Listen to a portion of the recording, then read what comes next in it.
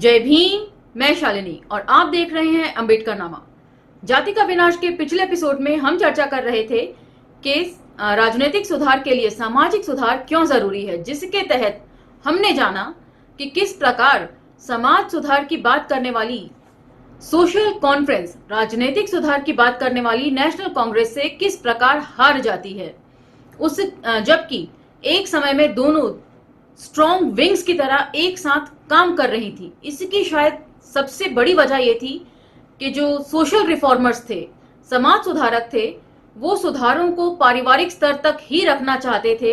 सामाजिक स्तर पर जाति के प्रश्न को छेड़े बगैर वो उसे हल करने में लगे हुए थे, जिसकी वजह से वे हार गए। तो अब हम यहां से आगे पढ़ेंगे। वैसे यदि इस बात को समझना हो तो पिछले एपिसोड में जाकर कमेंट सेक्शन में अनिल तिवारी जी का कमेंट जरूर पढ़ लीजिएगा, जिसमें वे इस बात को स्पेसिफिकली कह रहे हैं कि वे अपने दोनों बच्चों की शादी दलित या ओबीसी कास्ट में ही करेंगे। और ये बात समझाने के लिए उन्होंने जातीय वर्गों को मेंशन किया है वहां पर, बस इसीलिए ये पारिवारिक स्तर तक ही सीमित रह जाता है। जब हम जाति की बात करते हुए अपने आप को लिबरल दिखा रहे हैं तो हम किसी भी तरह के सोशल रिफॉर्म को नहीं कर रहे हैं। ये व्यक्तिगत स्तर पर हो सकता है लेकिन सामाजिक स्तर पर नहीं। इससे बेहतर एग्जांपल ना मैं आपको दे सकती थी और ना ही इससे बेहतर एग्जांपल आप समझ सकेंगे। वैसे शादी के कार्ड का मुझे इंतजार रहेगा। चलिए चर्चा को आगे बढ़ाते हैं। पॉइंट 2.19। आइए अब हम आयरलैंड की ओर चलें। आयरिश होम रूल का इतिहास क्या दर्शाता है? तो आखिर ये आयरिश होम रूल क्या है वो हम फुटनोट के जरिए जान लेते हैं। आयरिश होम रूल आंदोलन 19वीं शताब्दी के उत्तरार्ध में विधायी स्वतंत्रता प्राप्त करने के लिए हुआ था, जब आयरलैंड ब्रिटेन का हिस्सा बन गया था। आयरिश होम रूल आंदोलन के उदाहरण ने भारतीय शिक्षित अभिजात्य तबकों के बीच राष्ट्रवादी भावना जगाने में मदद की और कांग्रेस को एक मॉडल उपलब्ध करवाया। तो राष्ट्रीय भावना भी उससे पहले हमारे यहाँ के अभिजात्य वर्ग यानी कि तथाकथित एलीट कास्ट में नहीं थी। वो राष्ट्रीय भावना भी दूसरों को देखकर इनमें जागी। इंपॉर्टेंट है। यह अच्छी तरह से पता है कि अल्स्टर और दक्षिणी आयरलैंड के प्रतिनिधियों के बीच वार्ता के दौरान दक्षिणी आयरलैंड के प्रतिनिधि श्री रेमंड ने अल्स्टर को पूरे आयरलैंड के पर लागू होने वाले एक होम रूल संविधान के तहत लाने के उद्देश्य से अल्स्टर के प्रतिनिधियों से कहा, आपको राजनीतिक सुरक्षा के जो भी उपाय चाहिए बताएं, वे आपको मिल जाएंगे। अल्स्टर के लोगों ने इसका क्या जवाब दिया? Question mark. उनका जवाब था, आपके सुरक्षा उपाय जाएं भाड़ में। हम किसी भी शर्त पर आपके द्वारा शासित होना नहीं चाहते। जो लोग भारत में अल्पसंख्यकों को दोषी ठहराते हैं उन्हें विचार करना चाहिए कि बहुसंख्यकों की राजनीतिक महत्वाकांक्षाओं का क्या हुआ होता यदि अल्पसंख्यकों ने भी वही रवैया अपनाया होता जो अल्स्टर ने अपनाया था। तो बहुत इंपॉर्टेंट बात यहाँ पर डॉक्टर अंबेडकर कह रहे हैं। अल्स्टर क्या, पहले तो ये जान लीजिए, हम अक्सर काउंटीज के बारे में सुनते हैं इंग्लैंड या यूरोप में। तो ये काउंटीज क्या होती हैं? ये छोटे छोटे जिला प्रशासनिक क्षेत्र होते हैं और अल्स्टर के तहत ऐसे 6 जिला प्रशासनिक क्षेत्रों को कंबाइन कर दिया गया था और उसे अल्स्टर का नाम दे दिया गया था। तो ये कलेक्टिव 6 छोटे जिला प्रशासनिक क्षेत्र के लोगों ने मना कर दिया आयरिश रूल अपने ऊपर लागू होने से। वे अपने लिए अपने प्रतिनिधियों द्वारा शासित होना चाहते थे। तो उसी को डॉक्टर अंबेडकर ने भारतीय संदर्भों में समझाने की कोशिश की है कि यहाँ के यदि अल्पसंख्यक भी इसी तरीके से अड़ जाते तो जो बहुसंख्यक हैं, जो हिंदू राष्ट्र की बात शुरू से करते रहे हैं, उनकी क्या हालत होती। आयरलैंड के होम रूल के प्रति अल्स्टर के रवैये के आधार पर देखें तो क्या ये कुछ भी नहीं है कि अल्पसंख्यक बहुसंख्यकों, जिन्होंने राजनीतिज्ञता का कुछ खास परिचय नहीं दिया है, द्वारा शासित होने के लिए तैयार हो गए, बशर्ते उनके लिए कुछ सुरक्षा उपाय निकाले जाएं। केवल ये यहाँ प्रसंगवश है। उस वक्त ये जो कॉन्टेक्स्ट में दिया गया था डॉक्टर अंबेडकर ने, उसे यदि आज आप भारतीय राजनीति के संदर्भ में देखें, इंडियन पॉलिटिक्स में आजकल क्या हो रहा है, जो यहाँ के अल्पसंख्यक हैं, जो मुस्लिम समुदाय के लोग हैं, या दूसरे अल्पसंख्यक समुदाय के लोग हैं, वो भारी तादाद में भाजपा के प्रत्याशियों को जिताकर संसद तक भेजते हैं, तब क्या ऐसे में उन प्रत्याशियों को और भाजपा की सरकार का ये फर्ज नहीं बनता कि वे उन अल्पसंख्यक समुदायों को भी सुरक्षा प्रदान करें? और जबकि धार्मिक राजनीति इस वक्त चरम पर है, जिसे हम सांप्रदायिकता भी बोल सकते हैं, वही बात डॉक्टर अंबेडकर इतने साल पहले समझा रहे थे और आज देश का माहौल वही है जिसे ना दोहराने की गलती डॉक्टर अंबेडकर कह रहे थे।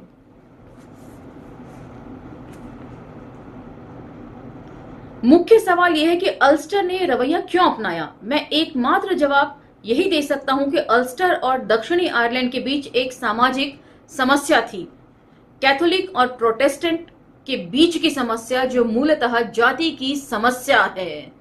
तो अब कितनी बढ़िया से समझा रहे हैं कि दोनों ही ईसाई धर्म को मानने वाले लोग हैं, लेकिन एक कैथोलिक है जो बेहद रूढ़िवादी माने जाते हैं और एक प्रोटेस्टेंट है जो लिबरल माने जाते हैं। तो बेसिकली ये एक तरीके से जाति की समस्या ही है कि एक ही धर्म में होते हुए ऊंच और नीच की बात। आयरलैंड में होम रूल वास्तव में रोम रूल होगा, यही मानकर अल्स्टर ने अपना उत्तर तैयार किया था। लेकिन यह केवल ये कहने का एक और तरीका है कि कैथोलिकों और प्रोटेस्टेंटों के बीच जाति की सामाजिक समस्या थी, जिसकी वजह से राजनीतिक समस्या का हल नहीं निकल सकता था। एक बार फिर यह निश्चित है कि इस साक्ष्य को चुनौती दी जाएगी, कहा जाएगा कि यहां भी साम्राज्यवाद का हाथ काम कर रहा था। तो डॉक्टर अंबेडकर बहुत एग्रेसिवली इस बात को कह रहे हैं कि हर चीज को इंपीरियलिज्म के होने की वजह बता दो, बजाय ये कि ये एक सोशल समस्या है। सोशल समस्या को इंपीरियलिज्म का नाम ना दिया जाए, बस वे इतना ही कह रहे हैं। नेक्स्ट पॉइंट 2.20, लेकिन मेरे स्रोत खत्म नहीं हुए हैं, मैं रोम के इतिहास का साक्ष्य दूंगा। अब रोम से उठाकर वे यही बात रख रहे हैं। रोम के टाइम तक, प्राचीन रोम की जो बात कर रहे हैं, उस टाइम तक इंपीरियलिज्म वहां नहीं था, कहीं भी नहीं था इनफैक्ट दुनिया में। तो इसलिए डॉक्टर अंबेडकर जो है वो थोड़ा और पीछे जा रहे हैं रोम में। यहां कोई नहीं कह सकता कि कोई शैतानी प्रतिभा काम कर रही थी। जिसने भी रोम के इतिहास का अध्ययन किया है उसे पता होगा कि रोम का रिपब्लिकन संविधान भारत के कम्युनल अवार्ड जैसा ही था। तो कम्युनल अवार्ड क्या था, ये हमने पिछले एपिसोड में डिस्कस किया था। अगर आपका मिस हो गया हो तो आप उसे जाकर सुन सकते हैं। जब रोम में राजतंत्र को समाप्त कर दिया गया, राजा के अधिकार को कॉन्सुल्स या इंपीरियम और पॉन्टिफेक्स मैक्सिमस के बीच विभाजित कर दिया गया। कॉन्सुल्स में राजा की यह लौकिक सत्ता निहित थी, जबकि मैक्सिमस को राजा की धार्मिक सत्ता प्रदान की गई। तो किस तरीके से राजा को जो है वो इररिलेवेंट कर दिया गया, और जो वहां की संसदीय प्रणाली थी या पुजारी वर्ग था उसको सारी सत्ता सौंप दी गई। तो जैसे यहां पर राष्ट्रपति पद और प्रधानमंत्री पद, इसको इस तरीके से कंपेयर करके देख सकते हैं कि कोई मतलब नहीं है यहाँ के राष्ट्रपति पद का, कम से कम मौजूदा सरकार में तो कोई मतलब नहीं बनता।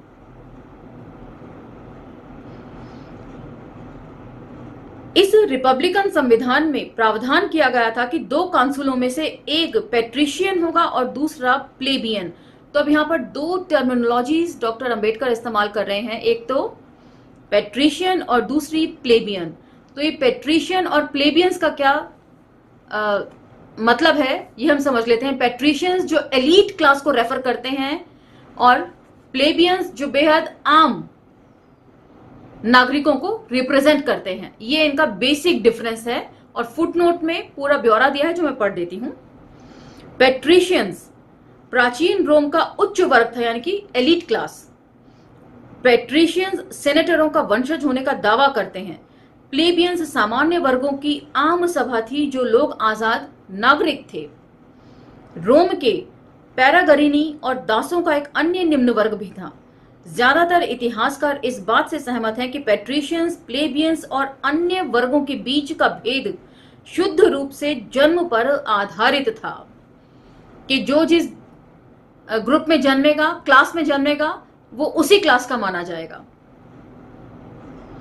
वर्गों के बीच सहज तरीके से भेद करने का सबसे सहज उपलब्ध उपकरण जेंट विद इन ब्रैकेट महान परिवार में जन्म लेने वाला पारिवारिक नाम थे। तो जो टाइटल्स पीछे लगे होते थे, जैसे यहां पर कास्ट लगाई जाती है, जैसे सरनेम जिसको हम बोलते हैं, पता चल जाता है कौन किस कास्ट का है।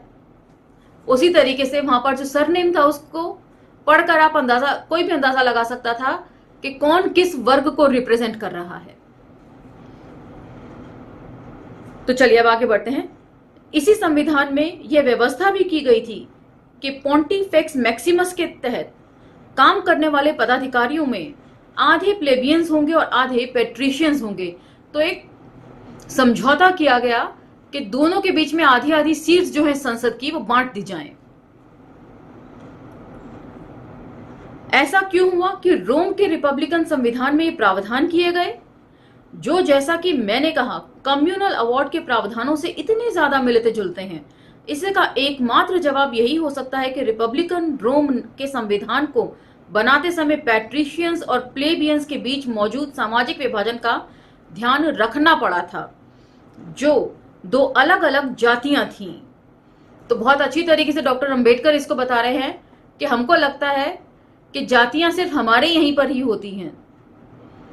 रोम में भी, प्राचीन रोम में भी ये चीजें रही हैं। और बहुत बेहतरीन तरीके से वो बता रहे हैं कि पेट्रिशियंस जो एलीट वर्ग था, फिर प्लेबियंस जो बेहद साधारण नागरिक थे, और उसके बाद जो अन्य वर्ग था वो गुलामों का था।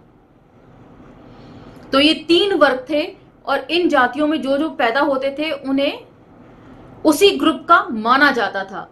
तो ये ग्रुप्स जो थे वहां की जातियां आप समझ सकते हैं। तो अब नीचे एक छोटा सा फुट नोट है। महार सत्याग्रह के दूसरे चरण के दौरान अपने भाषण में 25 दिसंबर 1927 को अंबेडकर पेट्रिशियंस और प्लेबियंस के बीच के संघर्ष या जात या व्यवस्था के संघर्ष, जैसा कि इसे आमतौर पर जाना जाता है, कि विस्तृत ब्यौरों के साथ चर्चा करते हैं। व्यवस्था के इस संघर्ष में, जिसमें प्लेबियंस पेट्रिशियंस के बराबर के राजनीतिक समानता चाहते थे, जो आम नागरिक थे वो एलीट वर्ग के बराबर अधिकार चाहते थे, यह संघर्ष ईसा पूर्व 494 से लेकर 287 तक चला। इस दीर्घ संघर्ष में समय समय पर पेट्रिशियंस इस बात के लिए बाध्य हुए कि प्लेबियंस के लिए कुछ रियायतें वे प्रदान करें, लेकिन वे हमेशा अपनी सर्वोच्चता कायम रखना चाहते थे। इस सर्वोच्चता के लिए उन्होंने धार्मिक उपायों और अलौकिक शक्तियों के भय का भी उपयोग किया। ये बिल्कुल वैसा ही लग रहा है जैसे हमारी भारतीय सभ्यता, सोसाइटी में जो लोग काम कर रहे हैं, जो एलीट कास्ट्स हैं, किस तरह काम कर रही हैं, वही सिस्टम रोम में पेट्रिशियंस निभा रहे हैं। प्रतिनिधित्व के प्रश्न और अंतिम प्राधिकार के संदर्भ में अंबेडकर का डर उस समय सही साबित हुआ जब गांधी की आत्महत्या करने की धमकी ने उन्हें पूना पैक्ट पर हस्ताक्षर करने के लिए 1932 में बाध्य कर दिया। यह घटना महार सत्याग्रह के 5 वर्ष बाद घटित हुई थी। तो 1932 से 5 साल पहले ही डॉक्टर अंबेडकर ने इन उदाहरणों को सामने रख दिया था जनता के हमें भी प्लेबियंस की तरह मांग करनी चाहिए बराबर के अधिकारों की। कांग्रेस जो खुद दूसरे की देखा-दाखी करके भारत में अधिकार चाहती थी अंग्रेजों से, उन्हें नहीं मालूम था, उन्हें इस बात का अंदाजा नहीं था कि अछूत और शूद्र जब पढ़ लिख जाएंगे तो वो भी हमसे अपने अधिकार मांगने लगेंगे। उनको इस बात का अंदाजा नहीं था, इसीलिए शायद पढ़ाई लिखाई का अधिकार कभी वो देना नहीं चाहते था, जो यहाँ का एलीट कास्ट है। तो मुझे उम्मीद है कि ये सब बातें आपको समझ में आ रही होंगी। संक्षेप में, राजनीतिक सुधार चाहे जिस दशा में जाएं, वे पाएंगे कि संविधान बनाने में वे प्रचलित सामाजिक व्यवस्था से उत्पन्न होने वाली समस्या को नजरअंदाज नहीं कर सकते। तो संविधान बनाने में चाहे कितना भी महत्वपूर्ण, कितना भी बढ़िया संविधान आप बना लीजिए, आपको जाति की समस्या से जूझना ही होगा। इसीलिए बेहतर यही है कि जाति की समस्या का पहले हल निकाला जाए, तब आगे बढ़ा जाए। ये साधारण सी बात डॉक्टर अंबेडकर समझा रहे हैं। 2.21 यानी कि 2.21 इस प्रस्ताव के समर्थन में सामाजिक और धार्मिक समस्याएं राजनीतिक संविधानों पर असर डालती हैं। मैंने जो उदाहरण दिए हैं उनका संबंध खास खास स्थितियों से है, शायद वे हैं, लेकिन यह माना नहीं जाना चाहिए कि एक दूसरे का असर सीमित होता है। दूसरी ओर कोई ये कह सकता है कि इतिहास आम तौर पर इस प्रस्ताव का समर्थन करता है कि राजनीतिक क्रांतियां हमेशा सामाजिक और धार्मिक क्रांतियों के बाद हुई हैं। तो अब और पुख्ता तरीके से अपनी बात को कह रहे हैं कि सामाजिक क्रांति के बिना, या सामाजिक और धार्मिक क्रांति पहले होती है और राजनीतिक क्रांति तब आती है। तो वो मैंने पिछले एपिसोड में आपको पहले ही मतलब समझा दिया था कि अपने अधिकारों के लिए सबसे पहले तो शिक्षित होइए। सबसे पहले जरूरी शिक्षा है किसी भी अधिकार को समझने के लिए। यदि वो अधिकार आपको शिक्षा के तहत समझ में आते हैं तभी आप उनको लेने के लिए हक की लड़ाई लड़ सकते हैं। अब अपने एग्जाम्पल के तहत वो समझा रहे हैं अपनी बात को। लूथर द्वारा शुरू किया गया धार्मिक सुधार यानी कि रिफॉर्मेशन यूरोपियन लोगों की राजनीतिक मुक्ति का अग्रदूत था। तो लूथर कौन था, इसकी जो डेफिनेशन है इसके बारे में हमने पत्रिका देश हरियाणा में ज्योतिबा फूले के लेखों को पढ़ते वक्त भी चर्चा करी थी। तो यहां भी फुटनोट में है जिसे मैं पढ़ देती हूं। मार्टिन लूथर 10 नवंबर 1484 से 18 फरवरी 1546 जर्मन दार्शनिक, धर्मशास्त्री, सुधारक और संत थे। वे प्रोटेस्टेंट सुधार आंदोलन के मुख्य व्यक्तित्व थे और विटेनबर्ग के विश्वविद्यालय के धर्मशास्त्र विभाग के अध्यक्ष भी थे। वे 17वीं शताब्दी के सुधार आंदोलन के अग्रणी व्यक्तियों में से एक थे। वे चाहते थे कि धर्म का नेतृत्व करने वालों का ध्यान मध्यकालीन चर्चों के नवीनीकरण पर हो, और ये वो काल था जिसे हम रेनेसां पीरियड कहते हैं, पुनर्जागरण काल, जब यूरोप जो है धार्मिक अंधविश्वासों से ऊपर उठ रहा था। तो उसमें सबसे महत्वपूर्ण भूमिका निभाई थी मार्टिन लूथर ने, और जिन्हें आधा संत बोलते थे महात्मा ज्योतिबा फूले। इंग्लैंड में प्योरिटिज्म ने राजनीतिक स्वतंत्रता का रास्ता प्रशस्त किया। प्योरिटिज्म ने नई दुनिया की स्थापना की। ये प्योरिटिज्म ही था जिसने अमेरिकी स्वतंत्रता का युद्ध जीता था, और प्योरिटिज्म एक धार्मिक आंदोलन था। प्योरिटिज्म क्या है? इंग्लैंड में गृहयुद्ध 1642 से शुरू होकर 1688 की गौरवपूर्ण क्रांति तक चला। इसने राजा के विशेषाधिकारों पर प्रश्न उठाए और दैवीय अधिकार के सिद्धांत को चुनौती दी कि राजा जो है वो धरती पर भगवान का रिप्रेजेंटेटिव नहीं होता। इसने यूरोपीय सुधार आंदोलन के अधिकांश मूल तत्वों को अपनाया। तो ये था प्योरिटिज्म का सिद्धांत, जिसमें राजा के अधिकारों को एक परिधि में बांध दिया गया कि आप जो हैं वो भगवान के रिप्रेजेंटेटिव नहीं हैं, किसी दैवीय शक्ति के तहत आप यहां पर नहीं आए हैं। और उसके बाद यहां पर फुटनोट में दिया हुआ है कि जो राजनीतिक स्वतंत्रता थी वो क्या थी, और अमेरिकी स्वतंत्रता का भी यहां पर ब्यौरा है, जिसे हम पढ़ लेते हैं। संयुक्त राज्य अमेरिका यानी कि यूएसए 1776 में ब्रिटिश औपनिवेशिक अधीनता से आजाद हुआ। उसे अमेरिकी स्वतंत्रता के तौर पर जाना जाता है। 1776 में संयुक्त राज्य अमेरिका की स्वतंत्रता से पहले अमेरिकी जनता और ब्रिटिश सत्ता के बीच एक लंबा संघर्ष चला था। स्वतंत्रता के इस युद्ध का नेतृत्व जॉर्ज वॉशिंगटन और जेफरसन ने किया था। तो उसके बाद अब आगे बढ़ते हैं पॉइंट 2.22, और ये पॉइंट बहुत इंपॉर्टेंट है, इसे प्लीज ध्यान से सुनिए। मुस्लिम साम्राज्य का सच भी यही है। एक राजनीतिक शक्ति बनने के पहले वे पैगंबर मोहम्मद द्वारा शुरू की गई एक पूर्णतः धार्मिक क्रांति से गुजर चुके थे। तो यहां पर पैगंबर मोहम्मद कौन थे? पैगंबर मोहम्मद 570 से 632 ने अरब की सैकड़ों युद्धरत जनजातियों को इस्लाम के एक धार्मिक ढांचे के भीतर एकजुट किया। मोहम्मद जनजातीय समूह की एकता के मुखिया बन गए थे, जो एक दूसरे से रक्त संबंधों में नहीं बंधे हुए थे, लेकिन एक साझी विचारधारा में बंध गए।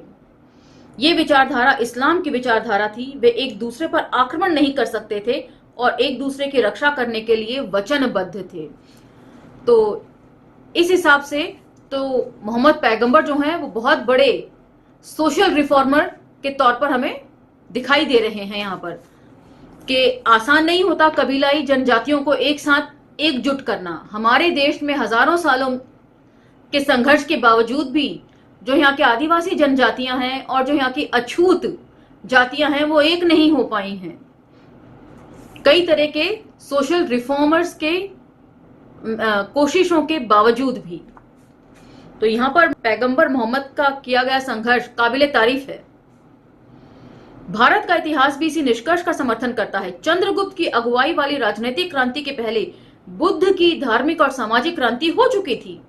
शिवाजी की अगुवाई में राजनीतिक क्रांति होने से पहले महाराष्ट्र के संत धार्मिक और सामाजिक सुधार ला चुके थे।